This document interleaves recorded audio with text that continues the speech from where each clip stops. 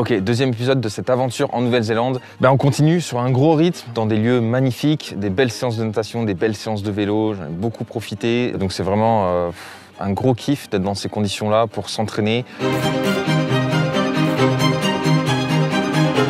Ça part en exploration.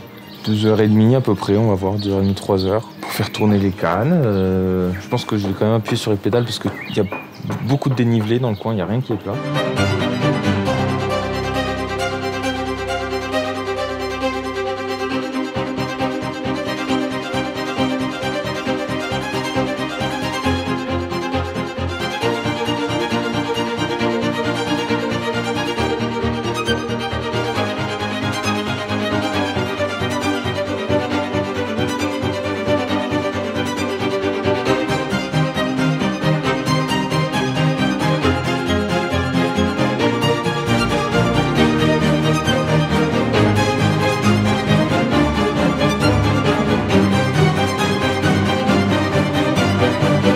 Belle sortie vélo avec le chrono sur des routes avec beaucoup de dénivelé, enfin beaucoup, avec du bon dénivelé, donc c'est environ 65-70 km pour 1000 mètres de dénivelé, mais c'est toujours bon à prendre pour les sensations, pour progresser, pour bosser ça. Donc voilà, super cool. On se régale toujours autant sur les paysages, franchement c'est incroyable. Des lacs magnifiques, il fait super beau, les arbres, la végétation est incroyable. Là on est allé tourner ça dans une forêt avec des arbres gigantesques. Dès qu'on met un pied dehors, dès qu'on prend la voiture, moindre footing, la moindre sortie vélo, c'est une claque. Donc voilà, ça tient ses promesses quoi.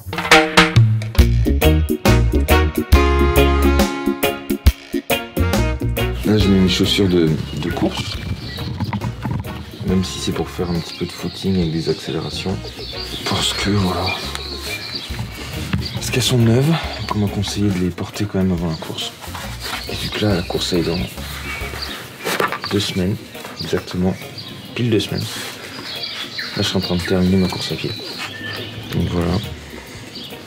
Là, ça part pour un footing de 45 minutes. Avec, à la fin, 10 fois 30-30. Des accélérations. Pour se remettre dedans un petit peu. Je reviens dans 1 heure.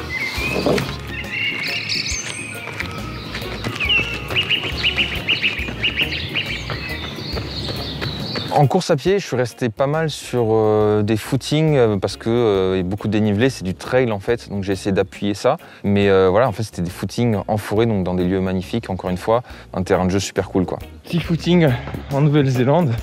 C'est agréable là, hein. On est en décembre, ça y est, et on est sur un petit temps printanier. Par contre ici, c'est pas plat du tout, donc ça met pas en confiance sur les sensations quoi. Là je suis parti depuis 2 km de la maison, ça fait que monter. Ouh.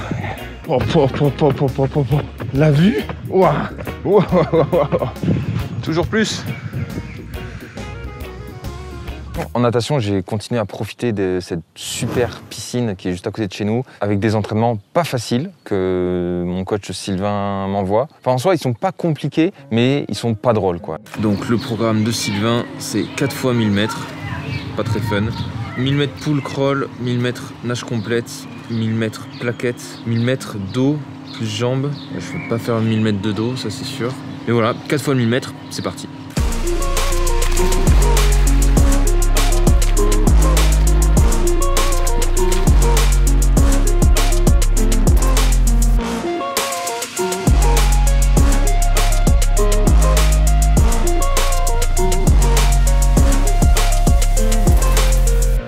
« 4000 mètres à une époque, c'est ce que je faisais en courant, quoi. C'est pas les séances les plus fun, là, je t'avoue. 4 fois 1000 mètres, tu comptes les longueurs, quand même. Mais bon,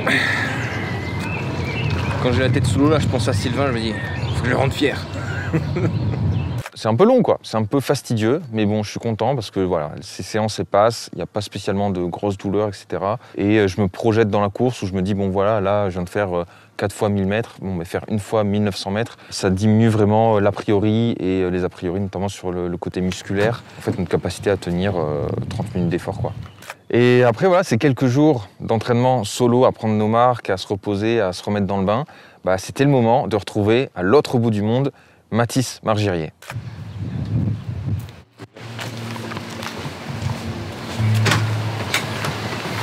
Ça va? Bien toi? Ouais.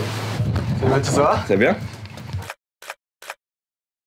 Mathis, je l'avais rencontré fin avril, je crois. Donc pour moi, c'était un super moment d'aller à Grenoble, rencontrer le Cercle Performance avec Julien Pousson et les autres athlètes. Et entre-temps, Mathis, il a fait une super saison. Il monte en puissance, il progresse vraiment beaucoup. Enfin, en tout cas, de mon point de vue. Et on est parti à vélo pour une séance annoncée d'environ 2 heures, à une allure plutôt cool, récup pour lui, parce qu'en fait, il venait d'arriver du 73 de Bahreïn, où il a fait 2e, juste derrière Vincent Louis, à 14 secondes, je crois. Et donc voilà, il a enchaîné beaucoup de courses ces derniers temps. Donc là, il était vraiment en récup. Et heureusement pour moi. Donc ça a fait qu'on a pu rouler ensemble pendant ces 2 heures, 2 heures et demie. On est allé sur le parcours vélo de la course et on s'est régalé parce qu'on a pris des portions où ça roulait assez vite, en tout cas à l'aller. Et voilà, j'étais content de le retrouver et de lui poser des questions sur ce qui s'est passé cette année et de partager un bel entraînement avec lui parce que je sais que voilà, suivre Mathis à vélo, c'est toujours quelque chose quand même.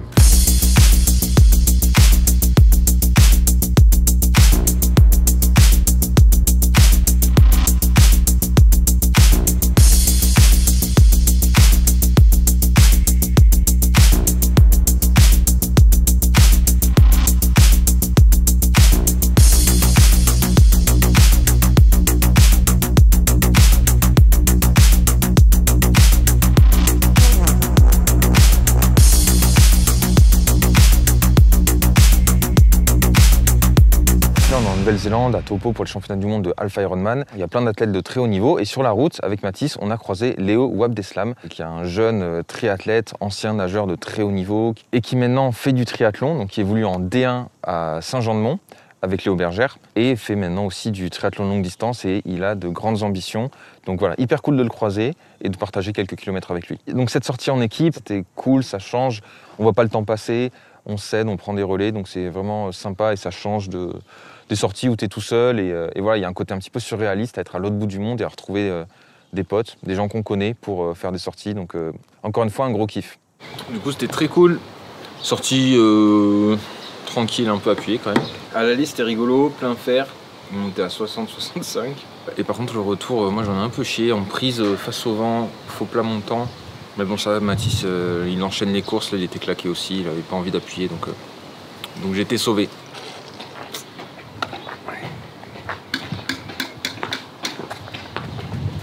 Bon, Mathis, ça fait pas mal de mois qu'on s'est rencontrés. Je crois que c'était en avril, début de saison. Entre-temps, il s'est passé quoi? Comment ça s'est passé pour toi? Est-ce que tu me faisais rêver à Grenoble en annonçant les 280 watts de tempo? Est-ce que tu as réussi à le mettre en place sur des courses? Comment ça s'est passé? C'était 370 watts déjà. Ouais, on s'était vu au printemps. La saison, elle s'est déroulée un petit peu différemment que prévu. J'ai quand même couru sur le circuit T100, mais il y a eu plus de hauts et de bas que prévu. Du coup, c'est vrai que j'ai dû pas mal m'adapter cette saison. Le bilan global est vraiment bien. Elle est un petit peu en deçà de mes espérances, mais c'est pour mieux repartir l'an prochain. Tu t'espérais quoi? Déjà de base, au début de la saison, je m'étais dit podium sur le T100, allez, on va s'accrocher, c'est faisable. Et puis finalement, j'ai vu des gars arriver qui n'étaient pas là l'an dernier. Je me suis dit podium, ça va être chaud. On va dire top 5. Et sauf que top 5, sur ces courses, il faut vraiment être à 100% de sa forme sur chaque course. Et cette année, j'ai un peu eu du mal à le faire, même si c'était quand même bien. Mais bon, ça pardonne pas trop, c'est plus dense que sur d'autres longs. Donc ça fait qu'au final, je finis 7e. J'ai malgré tout un podium sur la série. J'ai fait mes records de data pendant la course. Et les 370 watts ont été validés 2 fois. Qu'est-ce qui te manque pour toi? Qu'est-ce que tu as envie d'améliorer sur ces courses? C'est clairement la course à pied. À mettre les choses en place pour pouvoir travailler vraiment constamment tout le long de l'année et pas juste sur des périodes de temps donné entre 2 périodes où je dois réduire parce que par exemple j'ai une petite douleur ou quelque chose comme ça. Cette course à pied au Bahreïn, ça résulte de 2 courses précédentes où j'ai pu bien courir et de grosses séances qu'on a pu mettre en place avec Julien aussi à Grenoble. Juste de pouvoir faire ça sur, je sais pas, peut-être sur 3 mois, je veux dire ça a vraiment haussé mon niveau parce que... Ouais, t'as vraiment passé un cap. Voilà, de passer un cap, on peut dire. Du coup là, on est à Taupo. C'est quoi l'enjeu? C'est où tu veux faire la différence sur la course? T'as forcément un truc où tu te dis, là, il faut que je sois bon pour arriver à performer. C'est quoi que t'as en tête? Il va falloir déjà que je nage bien, que j'accroche les pieds. Parce que comme j'ai dit, les gars sont forts, donc faut pas que je me tire une balle dans le pied en hâte. Et ensuite, en vélo, je pense être patient sur la première partie du vélo. et après essayer de faire l'écart sur le retour parce que les gars qui sont forts, c'est des gars qui viennent du court. C'est une hypothèse, hein. Peut-être qu'ils auront plus de mal sur la deuxième partie du vélo plutôt que sur la première parce que sur la première, ils ont l'habitude de rouler 1 heure et peut-être que sur la deuxième heure, ce sera plus dur. Donc voilà, peut-être faire un effort sur le retour du vélo. Mais en tout cas, pas arriver complètement rincé pour pouvoir m'exprimer en course à pied puisque j'ai progressé en course à pied. Par rapport à la course à pied, c'est quoi tes sensations sur les courses? Est-ce que tu vas puiser loin dans la souffrance? Est-ce que c'est un truc où tu as l'impression de t'ouvrir en deux sur les fins de course et tout ça? Dans quel état mental tu es à ce moment-là? Ah, ça, c'est la grande question. C'est un peu le combat contre moi-même que je mène depuis que je fais du sport, je crois. D'arriver vraiment à aller à 100%. Des fois, tu vois des vidéos où les gars, ils s'effondrent après la ligne ou même ils s'effondrent avant la ligne. Et moi je me dis putain mais pourquoi j'arrive pas à faire ça quoi? Ça dépend vraiment des courses, ça dépend si j'ai trop donné en vélo. Mon point fort ça va plutôt être d'avoir une allure régulière. Hausser le ton à la fin ça va vraiment être, disons si je joue la gagne ou le podium, mais c'est vrai que j'ai plus de mal à vraiment hausser le ton si c'est pour jouer une place d'honneur on va dire. Mais c'est vrai que c'est quelque chose sur lequel il faut encore que je travaille. Beaucoup de dernières questions, je pense que c'est un peu relié mais un conseil pour tous les petits Français de Age Group qui vont faire la course là, ou alors pour tes collègues du court qui viennent sur le long. Bon bah déjà de la gestion de l'effort. Il y a un mot qui est important, c'est être patient. Surtout là au début du vélo, il y a quelques petites montées. On a vite fait de s'emballer, de se dire bon là je peux gagner du temps, je peux gagner du temps. Le parc à vélo ça sort en montée par exemple. Au final d'un coup t'as plus rien dans les cannes, tu regardes ton chrono, ça fait 30 minutes que t'es parti. Il reste au moins 1h30 de vélo pour les pros et plus pour après, il y a de tout, il y a tous les panels quoi. Et donc en fait non, il faut être patient, moi je dirais jusqu'à la mi-course, il faut vraiment en garder. Et si tu te sens bien, tu peux commencer à t'employer plus à la mi-course, mais franchement même attendre les 30 derniers kilomètres de vélo, c'est pas trop. Alors ça veut pas dire tourner les jambes avant. C'est ce que tu fais toi, attendre les 30 derniers kilomètres de vélo? Ben, c'est vrai que j'ai du mal à le faire. Si tu peux le faire, c'est ce qu'il faut faire. Après, des fois, il y a des dynamiques de course qui ne te permettent pas forcément d'attendre les 30 derniers kilomètres de vélo. Pour mener ça à bien, donc être fort à la fin, c'est vraiment sur la nutrition. Prenez de la boisson énergétique, prenez des gels. Il vaut mieux en avoir trop sur soi que pas assez. Et même si vous ne vous sentez pas bien et que vous avez l'impression que vous ne pouvez plus manger, prenez parce qu'il n'y a plus que ça qui peut vous sauver. Là, on est sur la course, il faut rejoindre la ligne d'arrivée. Votre seul carburant, c'est le sucre, c'est les gels et la boisson, donc faut pas hésiter à en prendre. Ouais. C'est bon, on va courir? Allez. Putain, trop bien, trop cool. Après ça, la journée, elle n'était pas terminée. On a juste enchaîné avec un petit footing avec Mathis le long du parcours course à pied de la course. Donc c'était pour moi l'occasion de mettre les pieds sur ce parcours, de commencer à repérer ça et voir à quoi ça ressemblait. Donc un parcours au bord du lac avec pas du dénivelé, mais des petites côtes. C'est assez roulant, on va dire, mais il y a des petits montées, des faux plats, etc. Donc voilà, c'était l'occasion de repérer ça et de se préparer mentalement à ce qu'on allait vivre pour la course, quoi. Et pour terminer ce footing, à la fin, on a fait quelques petites lignes droites, quelques petites accélérations pour se réveiller, rester actif, et on a remballé. Encore une fois, un grand merci à Mathis de m'accueillir dans ses entraînements. Pour moi, c'est un privilège, une chance de partager des moments avec un sportif de ce niveau-là. À chaque fois, j'apprends des choses. Et puis sportivement, c'est hyper intéressant d'être au contact de champions de ce niveau-là. Parce que, voilà, de manière générale, c'est inspirant et ça pousse à vouloir élever son niveau. Donc là, je vous avoue, c'était une grosse journée entre les sessions d'entraînement, le travail sur le montage de vidéos, de cadrage, les heures de route de voiture pour se déplacer entre les différents points. C'est compliqué pour tout le monde. On kiffe. Franchement, c'est un grand moment d'être ici et on profite à fond. Mais c'est fatigant et donc quand c'est terminé, on rentre chez nous et on essaye de se reposer, de bien manger et d'être prêt pour la suite. Parce que la suite, elle arrive très vite. Dès le lendemain matin, on était de retour à Taupo pour rencontrer un autre pro, cette fois-ci un pro international, un Anglais, Harry Palmer. On va rejoindre Harry Palmer, qui est une inspiration de triathlon depuis pas mal de temps maintenant. Et le voici. Hey! Hey mate, how you doing? Good, and you? Not too bad. Nice to meet you. Nice to meet you. man. Yeah, I will do my best, but sorry for the English skills. No, it's my bad for actually not knowing French. Hey mate, how's it going? Nice to meet you. You good? Harry Palmer, c'est une de mes premières inspirations de triathlon. Quand j'ai commencé à m'y mettre, commencé à m'entraîner, à découvrir le matériel, je regardais quelques mecs sur YouTube et il en faisait partie. Donc en fait, pour moi, c'est un mec que je suis depuis vraiment les tout débuts de mon intérêt pour le triathlon. Et quand j'ai vu qu'il était à Taupo, j'ai envoyé un message. Il m'a répondu direct et on s'est dit qu'on allait se voir pour faire un petit run et discuter de nos aventures triathlon.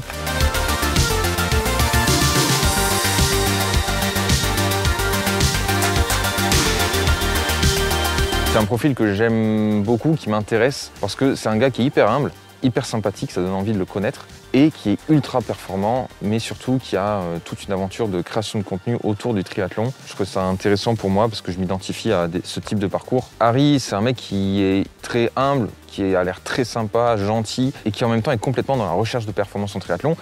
Il est professionnel, donc c'est pas rien. Et en plus, il est professionnel qualifié au championnat du monde. Donc c'est vraiment qu'il a un très gros niveau en triathlon. Et à côté de ça, il crée du contenu depuis des années et des années. Ça fait 9 ans qu'il fait du contenu, il m'a dit. Et voilà, ça m'intéressait aussi de discuter avec lui de tout ça, de ses deux parcours, de sa vision pour gagner sa vie en faisant du triathlon, comment il gérait tout ça, comment il gérait ses revenus, son entraînement et puis sa vie en général. Donc c'était vraiment hyper intéressant pour moi de parler à la fois de performance et de comment gérer sa vie en général quand on fait du triathlon à haut niveau, quoi. The adventure goes on, and today I had the pleasure to meet Harry.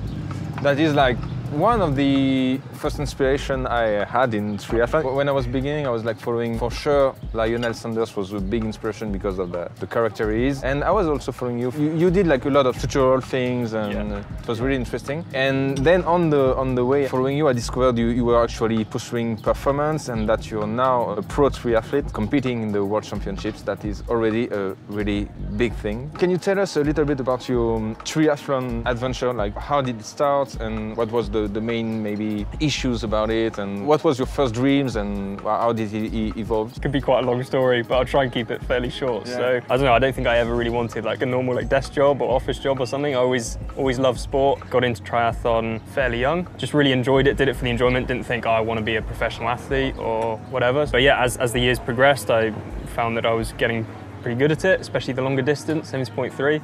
Then my coach at the time mentioned that it was possible that I could get my pro license. And so I sort of jumped at the opportunity there. And if anything, that was a bit too early to get my pro license. And so the following year when I raced professional for the first season, I didn't actually get good enough results to get my pro license again. So I actually lost my pro license, went back to age group, which is probably a good thing because I wasn't ready, to be honest, to race professionally. Well, how long was it between I want to be professional and actually getting in your first professional race? Probably was about a year. Yeah, I'd say maybe 12 months. Pretty quick. Yeah, pretty quick. Yeah. Did you shift a lot of things in your life to get there? Not too much, to be honest, but that's also part of the reason probably why I didn't get to keep my pro license, because I was, maybe focusing on other things too much and I wasn't going all in and investing as much as I should. Went back to age group, got better, focused on more things, and then got my pro license again. And at that point, I was in a way better headspace and a way better position to then pursue it properly. And I've been doing that for the last 2 years now. Can you tell us about your different activities to handle this way of life? I would say if you want to earn good money, don't get into triathlon. and you need, I think, multiple revenue streams. To be honest, the main revenue stream for me is still coaching, and I've been coaching for a number of years now. That helps me be able to afford to come to places like this and to go to different races. And then recently, in the last year or so, once I've got better results, I've got better exposure on social media, I've managed to get companies on board that have helped out with either kit that then I don't have to spend my own money on, or actually financially helping out with money so that I can afford to pay for travel, accommodation. And I think the YouTube side of things, although I don't actually earn much from YouTube ad revenue, the promotion in itself hopefully opens me up to more opportunity with regards to sponsorship and stuff. So that's why it's still an important thing to do for me, but it's not like I don't earn much from ad revenue, but it's the bigger picture for me. I'm thinking about, bigger companies that can hopefully help out and stuff. Yeah, like that. You're still building it. Yes, yeah. And then it also gives me reach towards athletes that maybe want me as their coach. And so the knock-on effect still has a financial benefit for me. You improved a lot on your bike in the past months. Yeah. So how did you do it? Yeah, so at the beginning of this season, I basically had a choice. I was like, well, I feel like I've got potential in this sport, but I don't feel like I'm reaching my potential. And so I want to invest in it. I want to go all in, and I want to make sure I'm giving it the best opportunity possible. And if I don't succeed, then at least I can say, well, I gave it a go. So I changed coaches, and I got a coach called Rob Cheetham. And he's coaching some incredible athletes, namely Leon Chevalier, so one of the best athletes in the world. And I get to train with Leon pretty much every day at home, which is really cool. And so that's been a really big impact for me, is to have that professional environment around me. And that's helped me, to be honest, get the results that I've had this year. And Rob's been really incredible at coaching me to this level, and I still feel like I'm just scratching the surface, and a big improvement of that coaching is the bike performance that I've had this year is all mainly down to his hard work behind the scenes, basically. And like specifically, what are you doing on your bike sessions to improve? Like, what did you change? What is special about it? I think it depends like completely on what type of athlete you are. You know, some people respond really well to low intensity, high volume, and some people are completely different. But for us, the big thing has been just spending a lot of time on the bike and actually a lot of time on the turbo. It's not fun and it's not glamorous, and I don't necessarily enjoy it, but I do enjoy the benefits that I get from it. So, you know, a staple for us is a weekly 5-hour turbo. And it's not fun, and I don't really recommend it to many people because it sucks. And that will either be a straight 5-hour, just, you know, no efforts or whatever, or there'll be intensity in there as well. And it's a tough session, but it's more mental as well. You know, if you can mentally sit on the turbo for 5 hours and have a really good session, I feel like that separates you from your competition a little bit, because I don't know many people that can do that. And so I think it gives you like a little bit of a mental advantage. So you feel this kind of session got you much better? I think it gets you strong. I think it does get you strong. And I'm not just saying that's the only thing that we've done. We've definitely done a lot of work at like, you know, sub-threshold work, so you can repeat it over and over again. You don't get, I guess, too fatigued from it. So you can recover fairly quick and do it over and over again. And I think also a big thing that we've done is we've raised my sort of easy intensity. And so it has become a little bit harder, but over time, I've managed to actually get comfortable with that intensity. And if you can recover at a slightly higher intensity and ride easier at a high intensity, you will become stronger. Like your middle zone 2, it's like super easy, but if you're high zone 2, it's already a little bit... Yeah, no, exactly. And if you can keep doing that, and if you can make sure maybe your warm-ups are a little bit harder than they normally would be, or your recoveries are a bit harder, whatever, it's uncomfortable for a period of time, but actually once you break through that barrier, you get way stronger from it. Do you agree about the fact that it's a really bad advice to ride 5 hours turbo for normal people? 100%. That's why I think you need to, you need to be fairly, fairly level-headed about it. Like for most people, 5 hours on the turbo is not a good idea, and that's why I wouldn't recommend it. I know that if I want to be the best that I can be, whatever level that gets me to, whether that gets me a good result this year at the World Champs, or whether, you know, the further down the line I get a good result, I need to work for it. And the level that people are now, you have to go all in. You have to invest, and you have to want to hurt yourself, and it sucks. And people want to know what the secret is, and you know what training you're doing and stuff like that. And I don't think people are doing that much differently. You just got to do the training, hurt yourself, want it, and just keep doing it. When I was starting triathlon, I was watching a lot of videos, and people are still doing things differently, but you get ideas like, oh, this guy is doing this guy is riding 5 hours turbo, this guy is doing like a lot of easy session, and you find progressively what suits you best and how you react best. So no, I think you're right, and it's but it's also, I think some people maybe try and overcomplicate it, or I don't think training is like, you're not reinventing the wheel. Everything can be like, everything that people are doing is fairly similar, but finding the way that it works best for you. Cool. It's a wrap. Bon ben voilà, on vient de passer 2 heures avec Harry Palmer. C'était trop cool, franchement hyper intéressant, parce que c'est un gars qui est à la fois hyper humble, hyper chaud pour partager des informations, hyper pédagogique quoi, et en même temps un gars qui taffe énormément pour être performant au plus haut niveau en triathlon longue distance, et qui a déjà beaucoup d'expérience, donc c'était vraiment cool. Je suis vraiment content de l'avoir rencontré. Donc voilà, j'espère que ça vous a plu aussi, que vous avez appris des choses. Et voilà, et je pense qu'on reverra Harry dans un futur proche. Cheers guys. No, it's really good. Nice to meet you. Really good to see you. Yeah, we'll do. Appreciate that guys. Have a good one. Après ces entraînements avec Harry, on retourne chez nous, donc à 1h10 de là. Franchement, j'étais claqué, là ça commence à vraiment s'accumuler, même JB et Dylan qui bossent avec moi sont fatigués, on est tous fatigués, donc je m'étais dit, bon allez, on se pose, on fait rien, on se repose pour la suite. Et en fait, en rentrant, je reçois un message. Donc Léo Abdeslam va nager à la piscine à côté de chez nous, et pour moi c'était vraiment l'occasion de le rencontrer vraiment, de discuter, d'échanger sa technique, sa manière de voir les choses. En plus c'est un nageur d'eau libre, et donc pour moi c'est hyper intéressant en tant que triathlète.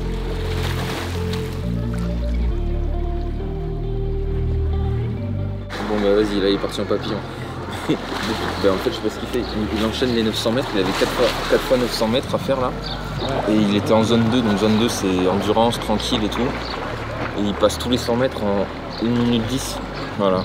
c'est une allure de pro haut de gamme quoi. Il me dit il claque son 1900 mètres de Alpha Ironman en 22-23 minutes. Toi tu le fais en combien? Je sais pas. 28 on va dire. Mon pire ça a été 32, mon meilleur ça a été 27. Et en fait quand tu le vois nager, il force pas du tout. En crawl et ça va très très vite. Ça va très vite. Donc c'est vraiment un nageur de haut niveau, de formation quoi. C'est très beau quoi. Ça se voit pas que ça va vite quoi. Mais pourtant quand je regardais le chrono tout à l'heure, 1 minute 10 au 900 mètres. Voir nager un mec comme ça qui a ce niveau en natation, c'est hyper impressionnant et en même temps ça dégage tellement de sérénité et de facilité. C'est vraiment tout le concept des bons nageurs quoi. C'est que tu as l'impression que tout est facile, c'est fluide, ça va vite, ça force pas. Mais là on parle d'un mec qui fait quand même partie ou qui a fait partie en tout cas des top nageurs français, champion d'Europe nage libre 5 km, dans le groupe d'entraînement de Philippe Lucas, il est passé par l'INSEP. Aujourd'hui en triathlon il est en première division, c'est pas n'importe qui. Enfin encore une fois, hyper reconnaissant de pouvoir le rencontrer, prendre quelques conseils et observer sa natation. Et franchement, ce gars, lui aussi il est modeste, mais suivez-le parce qu'à mon avis, il va y avoir des beaux résultats dans les jours, puis même dans les années à venir. Franchement, moi ça me fait kiffer d'être au contact, de voir des gens comme ça, de rencontrer des gens comme ça, parce que ça te fait relativiser ton niveau de ouf et tu te dis, waouh, ok, ça c'est des gens qui nagent. Et du coup, tu vois le travail que tu as à faire. Je vais essayer de nager avec lui quand il fera le crawl. Je vais tenir son allure, mais tu vas voir la différence d'intensité que je mets et lui. En tout cas, il s'arrête pas, il prend pas de récup. Ouais, c'est kiffant à voir, Lui, il a une allure où tout est récup là. Là, il force pas du tout. Ok, donc là, il y a brasse et après, c'est à nous. Après, il y a le crawl, on va essayer de le tenir pendant 100 mètres. Je vais arriver, je vais 30 mètres. Je lui dis, moi, je suis mort, je fais juste une petite truc juste pour me faire une baignade. Et lui me dit, ouais, moi aussi, je suis fatigué, tranquille. 5000 mètres, le gonze.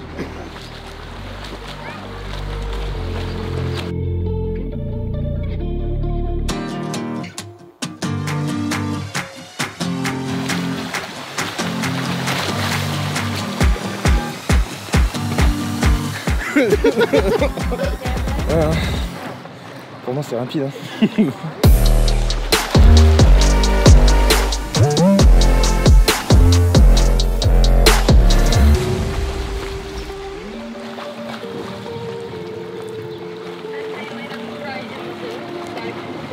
Donc voilà, cette semaine ultra intense. Je vous avoue, quand je me réveille le matin, j'ai toujours quelques secondes où je me dis c'est pas un rêve là.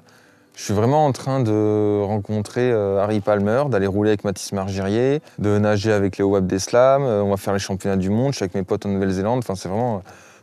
Il y a un délire quoi. Donc en vrai, je suis fatigué de fou, mais on essaye de prendre du recul des fois et de se rappeler que là on est en train de faire un truc exceptionnel. C'était hyper intéressant de rencontrer tous ces champions qui m'ont apporté à la fois en information, en conseil, mais à la fois aussi en motivation en fait. Parce qu'être au contact encore une fois de tous ces gens-là, bah, tu relativises ton niveau et ça te donne envie d'aller plus loin. Ça te pousse à être plus exigeant envers toi-même. Je le ressens vraiment comme un vrai enrichissement. Donc merci à tout le monde, merci à Harry, merci à Mathis, à leurs équipes aussi. Merci à Léo ou Abdeslam. On n'a pas fini, on a déjà rencontré pas mal de pros cette semaine, mais il en reste. Il en reste encore un de sûr qui va vous plaire et peut-être qu'on sera amené à rencontrer d'autres personnes parce que bah, là on se rapproche de la course et c'est de plus en plus intense, quoi. Encore 1 ou 2 jours intenses en termes de travail, de vidéo et d'entraînement. Et puis la semaine avant la course, je vais vraiment essayer de temporiser, de me reposer pour attaquer la compétition pleine patate et faire de mon mieux sur ces championnats du monde à Taupo.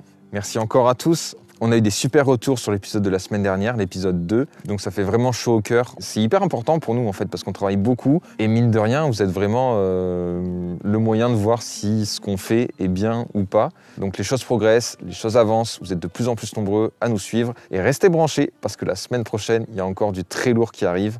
À très vite.